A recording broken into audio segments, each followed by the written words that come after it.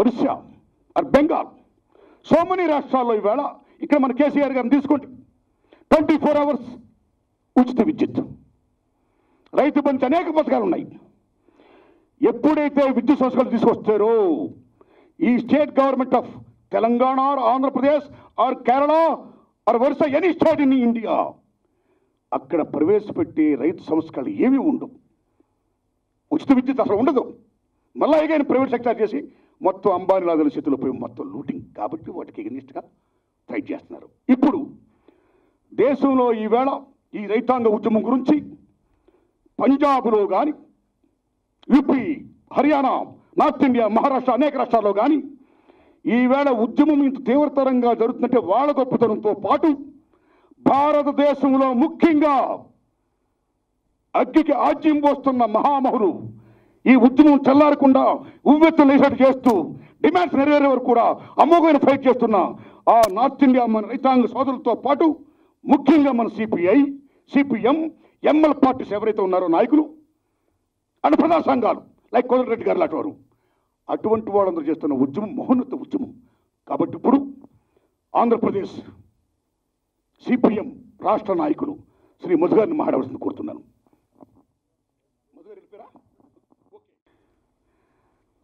పాలకులకు ప్రజలంటే భయం, భక్తి ఉండాలి.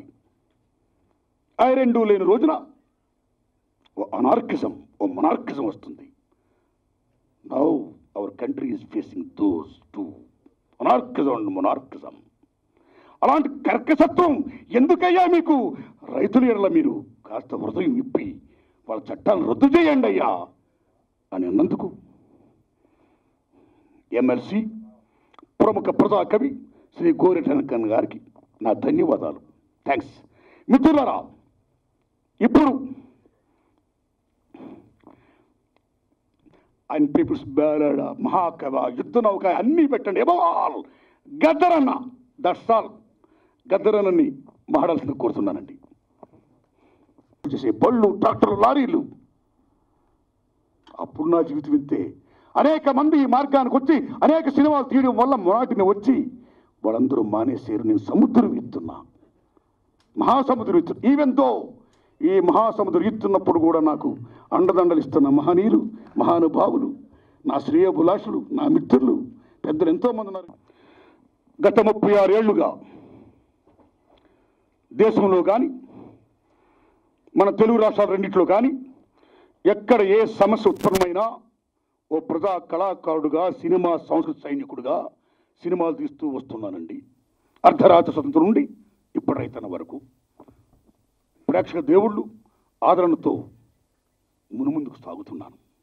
ఇప్పుడు భారతదేశం చాలా విపత్కర పరిస్థితిలో ఉంది,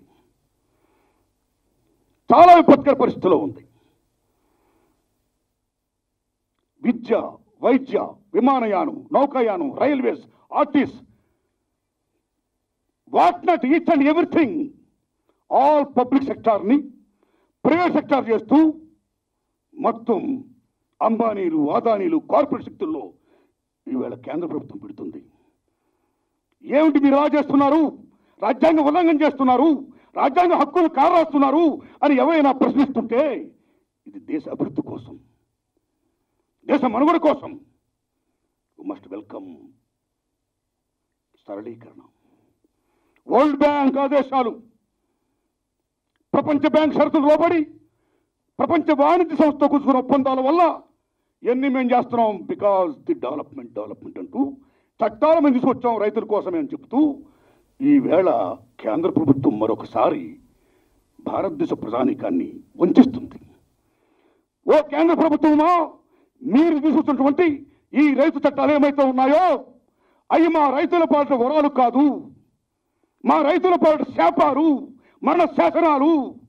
దయించి మీకు విజ్ఞప్తి చేస్తున్నాం, ఆ చట్టాలను ఇమ్మీడియట్గా మీరు రద్దు చేయండి అని గత సంవత్సరం కాలంగా ఢిల్లీలో దేశం నలుమూలల నుంచి చలనక, ఎండనక, ఓననక అమోఘమైన మహత్తర పోరాటం చేస్తున్న ఆ రైతు నాయకులు ఎవరైతే ఉన్నారో, రైతాంగం ఏమైతే ఉందో, అటువంటి రైతాంగానికి సంఘీభావం ప్రకటించని ఇక్కడికి వచ్చిన ఈ నాయకులందరూ వాళ్లే. నేను సంఘీభావం ప్రకటించా. అందుకే ఈ మహామహులు ఈ నాయకులు ఎవరైతే ఉన్నారో వాళ్ళందరికీ నా సినిమా చూపించాను. వాళ్ళ అభిప్రాయాలు దయచేసి మీరు వినండి. ఈ రైతన్న సినిమా, ఈ రైతు వ్యతిరేక చట్టాలను ఇమ్మీడియట్గా రద్దు చేసి రైతులకు మేలు చేయాల్సిందిగా నేను కేంద్ర ప్రభుత్వాన్ని విజ్ఞప్తి చేస్తున్నాను. అయ్యా నరేంద్ర మోడీ గారు, రైతులంటే నాకు చాలా గౌరవం చెప్తున్నారు మీరు. ఓకే, నిజంగా మీకు రైతాంగం మీద గౌరవం ఉంటే ఈ కరోనా కష్టకాలంలో గత 2 ఏళ్ల నుంచి మనందరం కూడా మాస్కులతో, శానిటైజర్లతో భయపడిపోయి భయకంపితులైపోయి ఇళ్లకే పరిమితమైపోతే, ఏ మాస్కులు ధరించకుండా, ఏ శానిటైజర్లు రాసుకోకుండా 6 కాలం కష్టపడి 3 పంటలు తీస్తూ మనందరికీ అన్నం పెడుతున్న అన్నదాత మీద మీకు నిజంగా గౌరవం ఉంటే వెంటనే ఈ 3 చట్టాలని రద్దు చేయండి, వాటితో పాటు విద్యుత్ సంస్కరణ చట్టాన్ని రద్దు చేయండి అనే నా విజ్ఞప్తే నా Raithanna cinema. Yes yes thanks my friends. ధన్యవాదాలు మిత్రులారా, మీ అందరికీ ధన్యవాదాలు. ఇప్పుడు పెద్దలు మాట్లాడతారండి, ఎందుకంటే వాళ్ళందరూ పోరాటం చేసి వచ్చిన వారు. అందరూ బుడ్డే శోభనాథేశ్వర గారు కానీ, ఆంధ్రప్రదేశ్ సిపిఎం హెడ్ నాయకులు శ్రీ మధు గారు కానీ, అలాగే కేంద్ర వ్యవసాయ నాయకులు శ్రీ మల్లారెడ్డి గారు కానీ, అలాగే చాడా వెంకటరెడ్డి గారు కానీ, సిపిఐ నాయకులు, తెలంగాణ రాష్ట్ర నాయకులు మామూలు సాగర్ గారు కానీ, బస్య పద్మ గారు కానీ, వీళ్ళందరూ కూడా, కోదండరెడ్డి గారు గ్రేట్ రైతాంగ వీరుడైన, రైతాంగ నాయకుడైన ఆయన కానీ, అలాగే శ్రీనివాసరెడ్డి గారు రైతు పక్షపాత అయిన శ్రీనివాసరెడ్డి గారు, ఎక్స్ఎంఎల్సీ టీఆర్ఎస్ వారు కానీ, అలాగే the people's ballad, the best communicator in the world Paul Robeson and Gaddar, the living legend Gaddar అన్న కానీ, అలాగే ఈవేళ గోరె టెంకన్న, కేసీఆర్ గారికి నేను సెల్యూట్ చేస్తున్నా. మా కళాకారులని, మా కళారంగాన్ని, యావత్ కళా జాతిని కూడా మీరు గోరె టెంకన్కి ఎమ్మెల్సీ ఇచ్చి గుర్తించి గౌరవించినందుకు సెల్యూట్ టు కేసీఆర్ గారు. అలాంటి మన ఎమ్మెల్సీ ఓ ప్రజా వాగ్గేయకారుడు, మామూలు కవి, మహాకవి గోరె టెంకన్న, గద్దరన్నకి అసలు వారసుడు గోరె టెంకన్న వారు కానీ, అలాగే 100 నాయకులు శ్రీ గోవర్ధన్ గారు కానీ, ఎందరో ఉన్నారు. వైఎస్ జగన్మోహన్ రెడ్డి గారి పార్టీ రైతులా, తెలుగుదేశం పార్టీ రైతులా, బీజేపీ రైతులా, కాంగ్రెస్ రైతాంగమా, తెలుగుదేశం రైతాంగమా, ఏ రైతులైనా కావచ్చు, ఏ పార్టీలైనా సరే రైతాంగం వాళ్ళ జెండాలను పక్కన పెట్టి మేమందరం భారతదేశపు భూమి పుత్రులం, భారతదేశపు రైతులం, మా ఎజెండా, మా జెండా రైతు జెండా అని ఏకం అవ్వాలని చెప్పిందే నా రైతన్న సినిమా. అందరూ ఏకం అవ్వాలి, అప్పుడే are going to achieve the moment. ఇప్పుడు పెద్దలు, టీఆర్ఎస్ పెద్దలు, మాజీ ఎక్స్ఎమ్మెల్సీ, రైతు పక్షపాతి శ్రీ శ్రీనివాసరెడ్డి గారిని మాట్లాడాల్సింది కోరుతున్నానండి. సరే, మీ ఇష్టం. నేను నాకు ఎక్కువ మాట్లాడను. కల్తీ షాపుల సరుకంత కల్తీ, ఏమి కొని తిన్నగాని ఎంటనే దవకానకెళ్తి, తినకపోతే తిప్పుడాయ జిల్లేడమ్మ చిట్ట, అరే తింటేనేమో కక్కుడాయ జిల్లేడమ్మ చిట్ట. వేరుశనగ నూనెలోన ఎముకల పొడి కల్తాయే, పండ్ల రసాలని కొంటే విషం తప్ప రసం లేదు, ఆవు నెయ్యి అనుకుంటే పంది కొవ్వు వెగటాయ్, అల్లం వెల్లిపాయ కల్తీ, కొబ్బెర గసాలు కల్తీ, పాలు నీళ్ళలోన కల్తీ, పచ్చడి ప్యాకెట్ల కల్తీ. ఈ పాట అన్నరాయిచి పాడించినాడు. తర్వాత ఇందులో గొప్ప పాట ఉంది. ఆనాడు ఒక్క మేనిఫెస్టోకు ఒక లైన్లతో ఉద్యమం వస్తుంది ఎప్పటికి కూడా. దుక్కులు దున్నే రైతు సేతులకు బేడీలెందుకు రోరన్నా. ఇక ప్రశ్న అంతే. ఈ ప్రశ్న యుగాల కొద్దీ రాజ్యం మీద, ఆధిపత్యాల మీద వేసిన ప్రజా వారసత్వ పద్ధతి. ఆ ప్రశ్నలకు నిలువెత్తు రూపం అయి సినీ రంగంలో ఉన్న ఆంతరంగానికి బాహ్యానికి తేడలేని గొప్ప నటుడే కాదు, అంటే అన్న ఉండే స్వభావం ఈ గొప్ప మానవతావాది. ఆయన నారాయణమూర్తి ఆయన ముందు కంటే ఆయన వెనక పొగడడం మాకు ఇష్టం. ఆయన ఎందుకంటే ఆయన అలాంటి ఈ సినిమాలో, అంటే ఈ సినిమా గురించి నేను మాట్లాడిన గదరన్నప్పుడు అసలు మాట్లాడిన పెద్దలందరూ, ఒడ్డే శోభన దృష్టిలో ఉండే పెద్దలు, కోదండరామరెడ్డి లాంటి వాళ్ళు, పాదాబంధనం, నేను చాలా సభలు ఉన్నారు. ఆ మాట నారాయణమూర్తి అంటే వాళ్ళ హృదయంలో ఎక్కడో ఒక వేదన, ఒక చీకటి, ఒక బాధ అలుముకుంటే ఈ సినిమా చూసిన తర్వాత కన్నీళ్ళు వస్తాయని ఆ మాట అన్నారు. వాళ్ళ హృదయం నుంచి వచ్చింది ఈ సినిమాకి సర్టిఫికేట్ అది. నేను ఎందుకంటే ఇక్కడున్న వేదిక పైన అంతా కొందరు తప్ప అందులో నేను మా అన్న గద్దరనే ఉన్నప్పుడు మేము మాట్లాడాను. అయితే సినిమా నారాయణమూర్తి అన్న ఎప్పుడు ఈ సినిమాలో పౌరాణిక నటులు చీమకుర్తి నాగేశ్వరరావు పాత్ర వేయాలంటే 2 రోజులు అందరిని మర్చిపోయి మందే ప్రపంచాన్ని మర్చిపోతారు, హరిశ్చంద్రులే కావాలని. ఇవాళ ఈ సినిమాలో రైతు జీవితంలో నారాయణమూర్తి అన్న మిగతా సినిమాలకు భిన్నంగా గొప్ప నటనే కాదు, ఆయన నటన గురించి మనకు పెద్దలు చెప్తారు, అంత వేరు. మనల్ని కన్నీళ్లు పెట్టింది ఆయన పాత్రనే. అట్లే కాదు, ప్రతి పాత్ర కృష్ణేశ్వరరావు మొదలుకొని ఆ విలన్ల మీద మనకు ఎంత కోపం వస్తుంటే వాళ్ళు అద్భుతంగా వాళ్ళ నుంచి నటన రాబట్టినాడు. విలన్ కానీ, ఆ పిల్లోడి పాత్ర కానీ, ఆ మంత్రి, ఆ పాత్రల ఔచిత్యం, నాటకీయత అనేది చాలా విషయాలు తెచ్చిన నారాయణమూర్తి నాకు పైకి కనపడేది ఒక రూపం. ఎక్కడ కూడా ఒక్క నిమిషం కూడా ఈ సినిమాలో మనకు బోరు కానీ రిపిటెన్స్ అని అమ్మ అన్నది ఆ పునరుక్తి లేదు. అంత మంచి సినిమా ఇది. తర్వాత దేశంలోని చట్టాలు చాలా సాంకేతికమైన అంశాలు, చట్టాలు, స్వామినాథన్ కమిటీ, ఈ పరిభాష అంతా కళాత్మకమైన ఒక సెల్యులార్డ్ పైన ఒక కళా ప్రదర్శన, కళాఖండంలో ఇముడ్చాలంటే చాలా కష్టసాధ్యమైన పని. ఈ జర్నలిజంలో వచ్చే అంశాన్ని చాలా జీవితంతో అన్వయించి ఎక్కడ కొనసాగినట్టు మనకు చదువుకున్నట్టు సీరియస్గా అద్భుతంగా కళాఖండంగా భారతదేశ చట్టాలు, రైతాంగ వ్యవస్థ, జరుగుతున్న మార్పులను ఒక గంటన్నర నీవిలో చూపడం అనేది నారాయణమూర్తి అన్నకే సాధ్యం, అది సత్యం, అది సినిమా చాలా గొప్పగా ఉంది నేను చెప్తాను. ఎందుకనే చూసిన వాళ్ళందరూ కూడా కన్నీళ్ళు పెట్టినారు. పాటలు కూడా అట్లాంటి పాటలే, అశోక్ అన్న పాట కానీ, పెద్ద ఆయన పాట కానీ, నా 2 పాటలు, అన్న పాటలు, అన్ని పాటలు మంచి పాటలు ఉన్నాయి ఈ సినిమాతో. నారాయణమూర్తి గురించి చెప్పుకోవాలంటే నేను 30 ఏళ్ళ నుంచి అన్న ఉద్యమాల నుంచి, వామపక్ష ఉద్యమం, విప్లవోద్యమం, వాటి అభిమానిగా, వాటి పట్ల గౌరవం ఉన్నవాడిగా నారాయణమూర్తి అన్న జీవితం మేము చెప్తాం. ఎక్కడన్నా నాలంటుడు కొద్దిగా తప్పుతాడు కానీ నారాయణమూర్తి అన్న నికార్సైన శ్రామిక వర్గ పక్షపాతి, న్యాయపక్షపాతి, ధర్మపక్షపాతి. ఆయన ప్రభుత్వం సబ్సిడీ అడిగిన నాకు నవ్వు వచ్చినప్పుడు సబ్సిడీ కాదు స్థలాలు ఇస్తేనే వస్తున్నాడు ఆయన. చాలామందికి ఆయన వ్యక్తిగత జీవితం కానీ, రైతు జీవితం స్వతహాగా ఆ కుటుంబం 40-50 ఎకరాల కుటుంబం, వాళ్ళ నాన్న, వాళ్ళ తమ్ముడు, అన్న రౌతుల పూడిపోతే ఆ రైతాంగ జీవితం అంత తెలుసు కనుక దాన్ని అంత అనుభవించడానికే అంత అద్భుతంగా ఈ సినిమాలో వచ్చింది. ఇది ఈ సినిమాకు సంబంధించింది. దురదృష్టం అంటే భారతదేశంలో నల్ల చట్టాలను నిరసించాలా. గతంలో వాజ్పేయి లాంటి వాళ్ళు కొంత తినేది.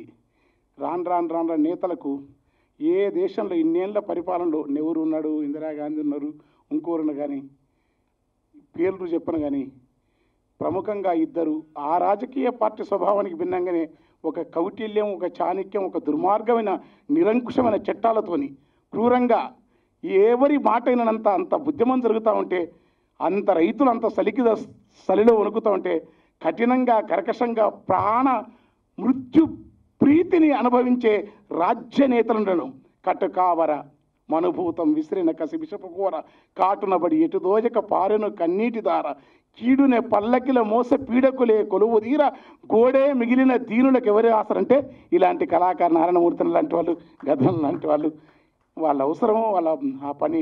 తర్వాత ఈ కసితో పాటు తెలంగాణ ప్రభుత్వం నేను ఏదో విమర్శించని చెప్తలేను, చాలా రైతు బంధు హిస్టారికల్ పథకం చెప్పాలట్లా, ఆ బ్యాలెన్స్ చెప్పినారు. అది రైతు బంధుకం, ఎందుకంటే ఆ మంచి పథకం అది. తర్వాత నిరంజన్ రెడ్డి లాంటి వామపక్ష భావాలను అతను కొంటామని చెప్పడం, కొన్నారు కూడా. కొంత ఈ ప్రత్యామ్నాయ విజయన్ కానీ, కేసీఆర్ కానీ, జగన్ గారు అంటే నాకు చూడలే అక్కడ, కానీ అక్కడ కూడా జరుగుతూ ఉన్నది. కొంత మెరుగు అంటే ఉన్నాయి, ఇప్పటికీ ఖచ్చితంగా ప్రభుత్వాలలో మార్పు రావాలా జరుగుతారు. ఆ మెరుగును కూడా ఒక పాజిటివ్ కోణం, ఒక నిరంకుశ చట్టాలు, ఒక నెగిటివ్ దుఃఖాన్ని అంతా చిత్రగా బట్టి సినిమాను చూసాక 3 సార్లు నా పక్కన నా పెద్ద ఆయన ఏడిసినాడు, ఇక్కడ వాళ్ళు ఏడిసినారు, కన్నీళ్ళు పెట్టినారు. ఆ డైలాగ్స్ అయితే పంచులు, మీ కొనే వస్తువుల దగ్గర పెట్టుబడిదారుల రుణాలు, నీరవ్ మోదీగాడు, వాడు వీడు ఎగేసుకో, పైకేమో దేశభక్తి, పైకి జాతీయత. నాకు ఇష్టమే, నాకు ఈ దేశం అంటే ఇష్టం, వాజ్పేయి లాంటి మహాత్ములు ఇష్టం, గోవిందాచార్య లాంటి వాళ్ళు బీజేపీలో చాలా గొప్ప తరం ఉన్నది, ఏ కాదనం అది. ఏ రాజకీయ పార్టీని విలువలు ఉన్న వాళ్ళు అంటారు, కాంగ్రెస్లో అంటూ ఉన్న వాళ్ళు అంటారు, సుందరయ్య గారు లాంటి వాళ్ళు అంటారు. కానీ ఈ చట్టాలు ఇలాంటి కిరాతకత్వాన్ని, ఇంతమంది ప్రాణాలు పోతుంటే అంత కఠినంగా కరగకుండా వాడెట్లా ఊడతారు తండ్రి అట్లాంటి వాళ్ళు ఉన్నప్పుడు ప్రశ్నించకుండా ఎట్లుంటారు? అదేం పద్ధతి? ప్రశ్నించకపోతే దుర్మార్గం ఉంటుంది. అంత కఠినత్వం ఎట్లుంటుంది? అలాంటి పద్ధతులేంది అని ఈ సినిమా చూస్తే ద్వేషం కలుగుతుంది. రైతు పక్షపాతం. ఈ సినిమాని తీసిన నారాయణమూర్తి అన్నకు నేను ఎప్పటికీ, గద్దరన్నకు, నారాయణమూర్తి అన్నకు, వంగపండు గారికి వినమ్రంగా పాద నమస్కారాలు ఇస్తూ, ఇక ఇప్పటికే ఎక్కువైంది, నేను ఏం మాట్లాడను. చాలా అనుబంధాల పాట అన్నీ మంచి సినిమా. ఆడాలి, ఇది ఆడాలి, మనం తీసుకుపోవాల్సిన అవసరం. నారాయణమూర్తి అన్నకు ఆడకుండా కోట్ల రూపాయల కమర్షియల్ అని ఇప్పుడు ఒక మిత్రున్నాడు, ఎర్ర సైన్యం భూమి ఆకాశంలో ఉన్న సినిమాని కిందికి పంపించింది.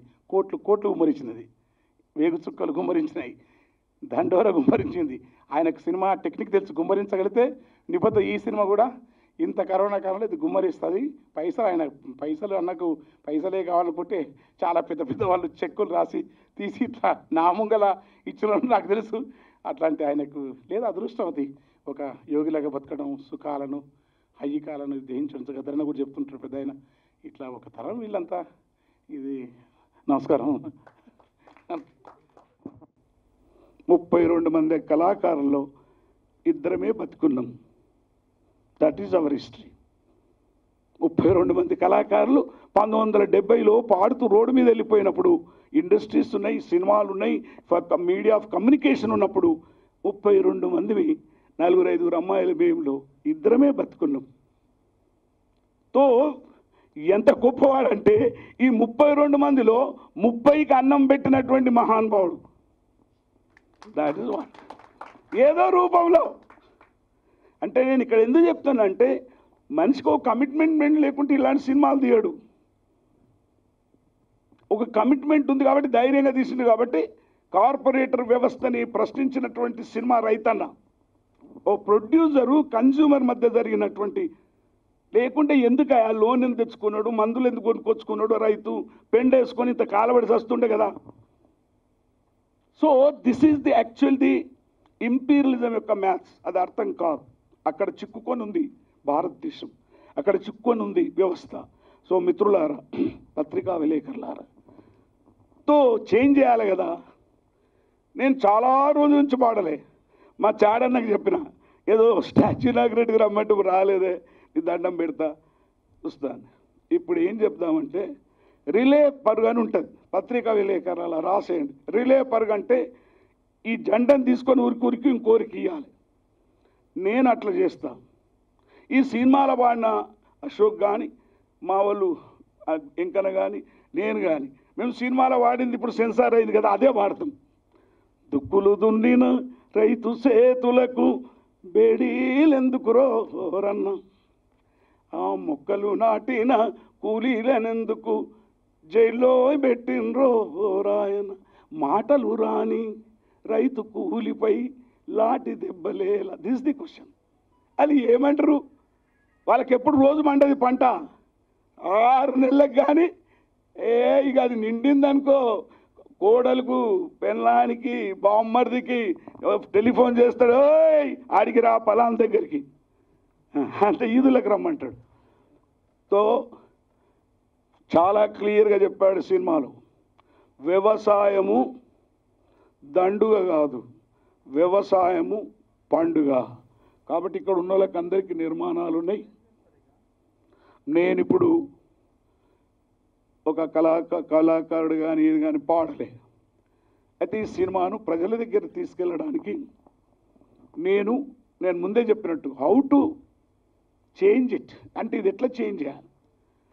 ఢిల్లీకి పోవడమా, పల్లెలో ఉన్న రైతాంగం దగ్గరికి పోవడమా, 2 ప్రోగ్రామ్స్ ఉన్నాయి. అన్నలాంటి పెద్దలు వెళ్ళారు. నేనేమంటున్నంటే, ఒక ప్రాంతంలో మన సంఘాలన్నీ నిర్ణయిస్తే పల్లె నుండి పల్లెకు వ్యవసాయం దండుగ కాదు పండుగనే చెప్దాం అంతే. ఎక్కువ పెద్దగా ఎవరిని తిట్టడం ఎందుకు? Why should we question him? Absolutely we can question him. వ్యవసాయం దండుగ కాదు పండుగ అంటాడు. మావాడు పాట రాసి పడేసేస్తాడు గల్లీసినోడు. అరే ఏం బండి ఎక్కుర్రా యువకుల్లారా, మా వ్యవసాయ బిడ్డల్లారా, పరీక్షలు రాసి సావకుర్రా, గడ్డి పండిద్దాం. గడ్డి వండించుకొని ఈ దేశంలో బతకొచ్చు. పుట్టి గడ్డి ఉంటే 2 ఆవులకు మేకలకు పడేసి బతకొచ్చు. బతకడం కష్టం కాదు ఈ దేశంలో. ఈ దేశంలో బతకడం చాలా ఈజీ. సకల సంపదలు గల్ల దేశములో దరిద్రం ఎట్లుందో, సుజలాం సుఫలాం ఇసి దేశమే రోటీ మ్యాంగై క్యూ రే బాయి. ఏం బాధలేదు. అందుకే Murthy, you are a institution, it's not a film, it's not a joke. Questioning a corporate system. ఆ ప్రశ్న political question is different, a general question is different. Political question is interrelated to the parliament, interrelated to the assembly, interrelated to the supreme court. ఆ సిస్టంలో ఉన్న మూడింటిని ప్రశ్నిస్తుంది political ప్రశ్న. General ప్రశ్న జనరల్గా వస్తాం, ఏమయ్యా మాకు పెన్షన్ రాలే, ఇట్ ఈస్ ఎ జనరల్ ప్రశ్న, interrelated. But here when you are questioning a corporate system, you are questioning the parliament. నువ్వు పార్లమెంట్లో ఎందుకు రద్దు చేయమని అడుగుతున్నాడు. It's not easy. That is the film.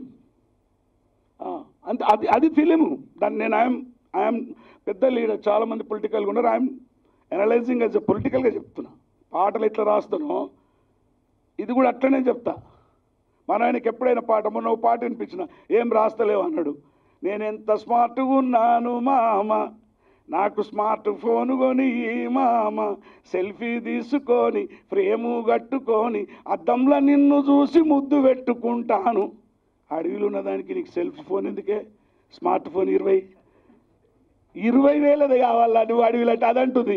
ఈయన చెప్తున్నాడు, తప్పక కొనిస్తేనే పిల్ల, అప్పటిదాకా నీకు కోడి పెట్ట కొనిస్తా, గుడ్డుకు గుడ్డ అవుతుంది, పిల్లకు పిల్ల అవుతుంది, ముల్లెకు ముల్లె అవుతుంది, అప్పు తీరంగానే తప్పగా కొనిస్తా, ఎప్పుడు అడిగితే కిరికిరి చేస్తావు, మిడ్ నైట్ షో ఆన్లైనులో నా లైన్ కలుపుకోవచ్చట, బటన్ ఒత్తితే మటన్ ఇంటికి వస్తుందట, మిడ్ నైట్ షో చూసి గుడ్ నైట్ అనొచ్చట బాబా అన్నది.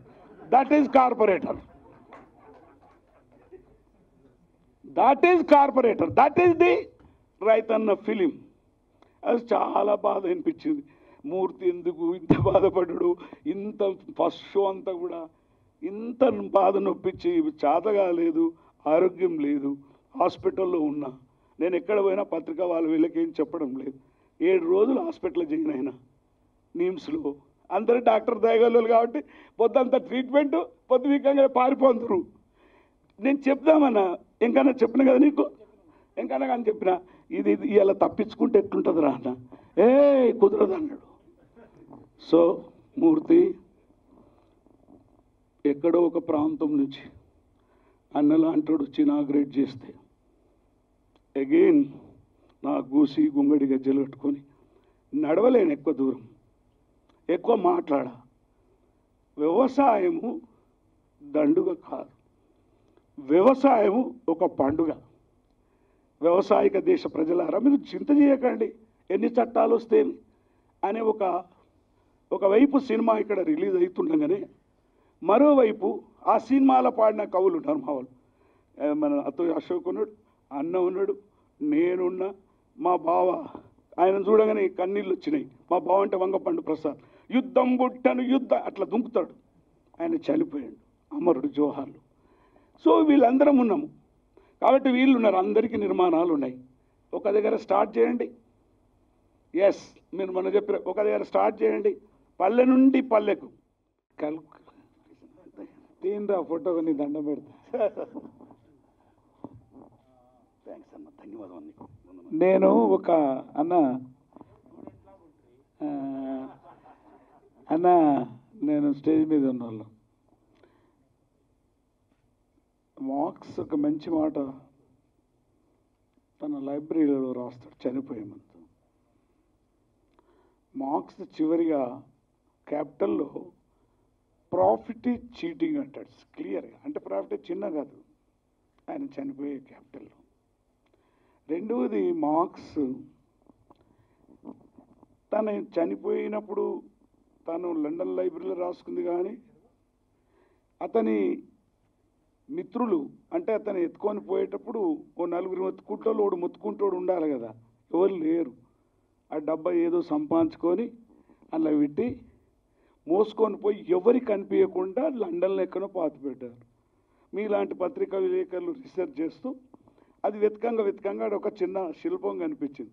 The philosophers interpreted the world, the universe, but the question is how to change it. తత్వవేత్తలు ప్రపంచం గురించి భాష్యం మాత్రమే చెప్పారు. వాళ్ళు చాలా గొప్పవాళ్ళు. They are philosophers about the universe, about the society, about the future. I don't have any dispute with them. వాళ్ళతో నేను పెద్దగా తవ్వుపడను. కానీ ప్రశ్నలు ఏంటంటే ఇప్పుడు the question is how to change it. Raithanna అనే సినిమా it is an a political question on corporator system. This question is general question is different. మన తక్కిన సినిమాలన్నీ జనరల్ క్వశ్చన్లు ఉంటాయి. ఓ లవ్ ఉంటుంది, ఫెయిల్ అవుతుంది, జగమే మాయ అంటాడు, ఏమంటాడు ఇంకా మరి, మనదందరూ ఫెయిల్ అవుతుంది. That is a general question. But there is a difference between a general question and a political question.